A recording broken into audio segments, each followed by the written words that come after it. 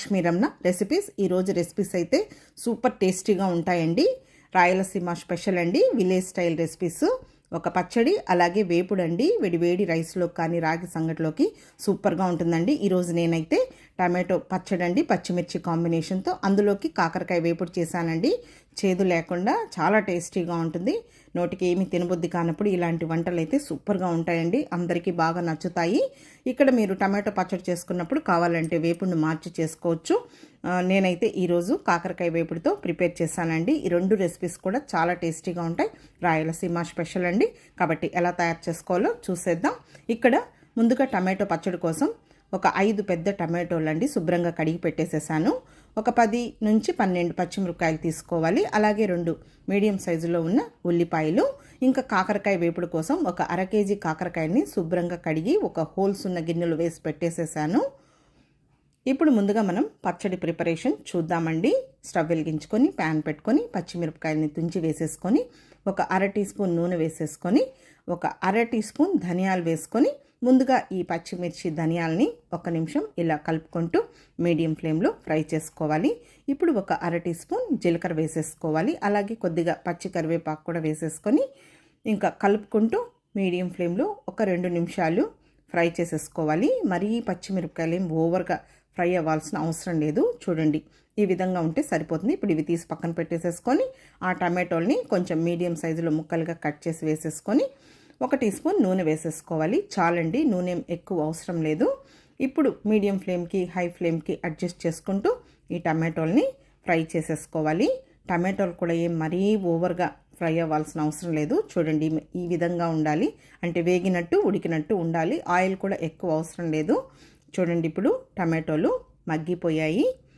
ఇప్పుడు ఇందులో కొద్దిగా చింతపండుని నేను నానబెట్టి పెట్టానండి. ముందుగా కొద్దిగా రాళ్ళుప్పు వేశాను. ఇప్పుడు ఈ చింతపండుని కూడా వేసేసాను. ఇంకా ఆ టమాటోలు కొంచెం వేడిగా ఉన్నాయి కాబట్టి ఆ చింతపండు ఆల్రెడీ నానబెట్టాం కాబట్టి మెత్తబడిపోతుంది. మరీ ఎక్కువ చింతపండు కూడా అవసరం లేదు. ఆ క్వాంటిటీ కొద్దిగా అయితే సరిపోతుంది. ఇప్పుడు చల్లారిన తర్వాత పచ్చిమిరపకాయలని మిక్సీ జార్లోకి తీసేసుకున్నానండి. అలాగే చింతపండు మాత్రం తీసుకొని ఇంకొంచెం రాళ్ళుప్పు వేసుకొని ఒక 5-6 వెల్లుల్లి రెబ్బల్ని కచ్చాపచ్చగా దంచి వేసుకొని ముందుగా జస్ట్ ఒకసారి గ్రైండ్ చేసుకున్న తర్వాత ఈ టమాటోలు కూడా చల్లారిపోయాయి. అవి కూడా వేసేసుకొని కొద్దిగా కొత్తిమీర వేసేసుకొని ఇంకా ఆ ప్యాన్లో కొంచెం మనం ఫ్రై చేసాం కదా, అందులో కొద్దిగా నీళ్ళు వేసేసుకొని చూడండి ఈ విధంగా మిక్సీ పట్టేసేసుకోవాలి. అచ్చు రోట్లో లాగే అండి. మీకు రోల్ అవైలబుల్ ఉంటే రోట్లో కూడా దంచుకోవచ్చు. ఇప్పుడు మనం తీసుకున్న ఉల్లిపాయని కొంచెం చిన్న ముక్కలుగా కట్ చేసి వేసుకొని జస్ట్ ఒకసారి గ్రైండ్ చేసేసుకోవాలి. అంతే అండి, టమాటో పచ్చడి రెడీ అయిపోయింది.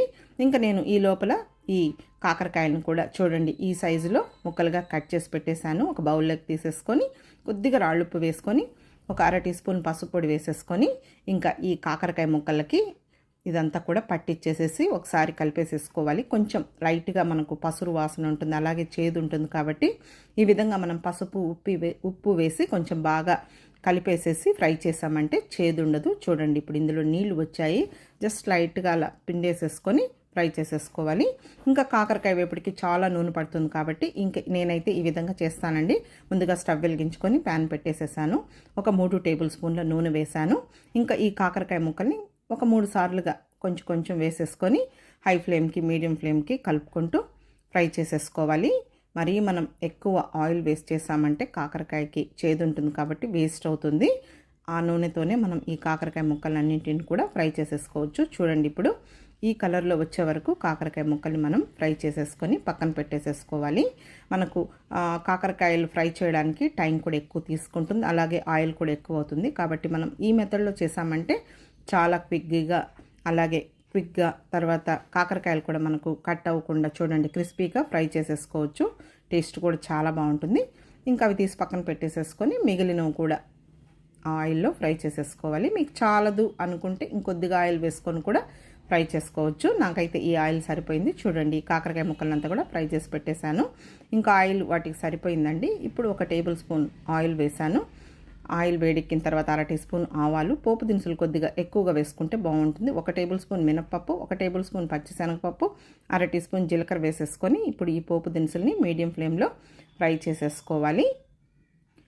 ఈ పోపు దినుసులు మనం తినేటప్పుడు పంటికి తగిలితే బాగుంటాయి. ఇప్పుడు వేగిన తర్వాత ఒక 2 ఎండుమిరపకాయలు తుంచి వేసుకొని, అలాగే ఒక పెద్ద ఉల్లిపాయని చిన్న ముక్కలుగా కట్ చేసి వేసుకొని, కొద్దిగా కరివేపాకు కూడా వేసేసుకొని, ఈ ఉల్లిపాయ ముక్కల్ని ఒక 2 నిమిషాలు ఫ్రై చేసేసుకోవాలి. ఆల్రెడీ మనకు కాకరకాయ ముక్కలు బాగా వేగిపోయాయి కాబట్టి కొంచెం ఉల్లిపాయ ముక్కలు కూడా బాగానే ఫ్రై చేసేసుకోవాలి. అదే మనం డైరెక్ట్గా చేసుకుంటే ఉల్లిపాయలు వేసిన వెంటనే కాకరకాయ ముక్కలు వేసేసుకోవాలి.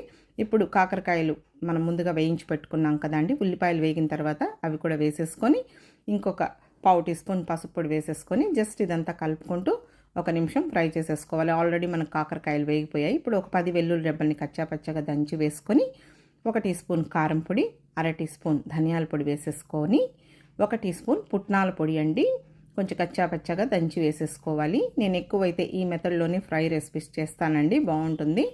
తర్వాత కొద్దిగా సాల్ట్ వేసేసుకొని, కొంచెం కొత్తిమీరని సన్నగా చాప్ చేసి వేసేసుకొని జస్ట్ ఇదంతా ఒకసారి కలిపేసేసుకోవాలి. ఫ్లేమ్ని మాత్రం మీడియంలోనే పెట్టేసుకోవాలి, ఎందుకంటే మనం కారం పొడి, పప్పుల పొడి ఇవన్నీ వేసాం కదా, మాడిపోతుంది.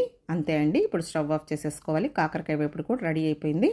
ఇప్పుడు మనం ఈ 2 రెసిపీలని డిష్ అవుట్ చేసేసుకుందాం. నేను వేడివేడి అన్నంని ఆల్రెడీ ప్లేట్లోకి తీసేసుకున్నానండి. టమాటో పచ్చడిని కూడా ఒక కప్పులోకి తీసేసుకుంటున్నాను. ఇంకా కాకరకాయ వేపుడిని డిష్ అవుట్ చేస్తున్నానండి. నెయ్యి అంటే ఇష్టపడే వాళ్ళు కొద్దిగా నెయ్యి వేసుకొని తింటే కూడా సూపర్గా ఉంటుందండి. కాబట్టి ఈ 2 రెసిపీలు చాలా బాగుంటాయి, పచ్చడి అలాగే కాకరకాయ వేపుడు. మీకు కావాలంటే రాగి సంగటితో కూడా తినచ్చండి. కాబట్టి ఈ కాంబినేషన్తో మీరు ఒకసారి తప్పకుండా ట్రై చేయండి. మనం పచ్చిమిర్చి కాకుండా ఎండుమిరపకాయలతో కూడా ఈ టమాటో పచ్చడిని చేసుకోవచ్చండి. నేను అది ఈసారి కాంబినేషన్ ఫుడ్లో వీడియో అప్లోడ్ చేస్తాను. ఇంకా ఇక్కడ వేపుడు కాకరకాయ కదా అండి, మీకు నచ్చిన వేపుడుతో తినచ్చు. పచ్చడి ఇదే చేసుకున్నా కూడా బెండకాయ వేపుడు కానీ, చిక్కుడుకాయ, వంకాయ ఎందులోకైనా బాగుంటుంది. కాబట్టి తప్పకుండా ట్రై చేయండి. వేడి రైస్తో సూపర్గా ఉంటుంది. అలాగే ఈ పచ్చడిని మనం బ్రేక్ఫాస్ట్లో కూడా తినచ్చండి, పెరుగన్నంలో కూడా సూపర్ కాంబినేషన్. ఈ వీడియో మీకు నచ్చితే లైక్ చేయండి, షేర్ చేయండి. కొత్తగా చూస్తున్న వారైతే నా ఛానల్ని తప్పకుండా సబ్స్క్రైబ్ చేసుకోండి. ఇలాంటి కాంబినేషన్ ఫుడ్స్ నేను చాలా వీడియోస్ అప్లోడ్ చేశాను. నచ్చితే లైక్ చేయండి, షేర్ చేయండి. ఇంకొక మంచి వంటతో మళ్ళీ కలుద్దాం. నమస్తే.